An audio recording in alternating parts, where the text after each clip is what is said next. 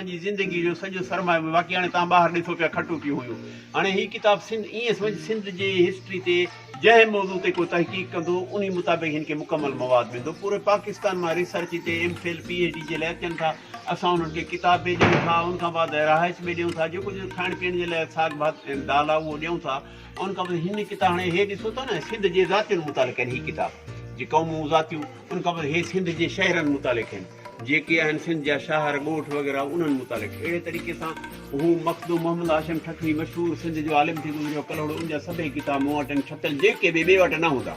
सभु अहिड़े तरीक़े सां हीअ अरब दुनिया में जेके किताब पंहिंजे आलमनि जा छपिया आहिनि उहे सभई मां वटि मौजूदु आहिनि जिथे छपियल कुवैत में छपियो आहे मिस्र में छपियो आहे या सऊदी में छपियो आहे लिबनान में उतां मां सिर्फ़ु पंहिंजे सिंध जे आलमनि जा जेके लिखियल उते छपिया आहिनि अरबी ज़बान उहे फारसी में वग़ैरह इहे किताब त हाणे ॾिसो पिया मुख़्तलिफ़ मौज़ू त आहिनि इनशा ताला जॾहिं तव्हां वरी ईंदव वरी तव्हांखे सुठी ब्रीफिंग कंदासीं जो कुझु मालूमात जेको लाइन आहे न सीरत ते आहे सॼी सीरत हीअ सिंध जा जेके बुज़ुर्ग आहिनि हे जीअं हाणे पीर साईं पगार जो ख़ानदान आहे हू कलंदर लाल शाहबाज़ आहे मुकमल ॾिसो था पिया हीअ कलंदर उन खां बाद ॿियनि ते बि ऐं हीअ जेको आहे सॼो हुतां वठी असांजी तारीख़ इस्लाम आहे मुकमल हीअ तारीख़ बरसगीर आहे हीअ बेनज़ीर भुटे ते सॼो किताब हुतां वठी होसितां आहिनि हेठियां जेके आहिनि वरी ज़ुल्फ़कार अली भुटे ते आहिनि हीअ सॼा किताब अहिड़े तरीक़े सां पुटु हीअ बि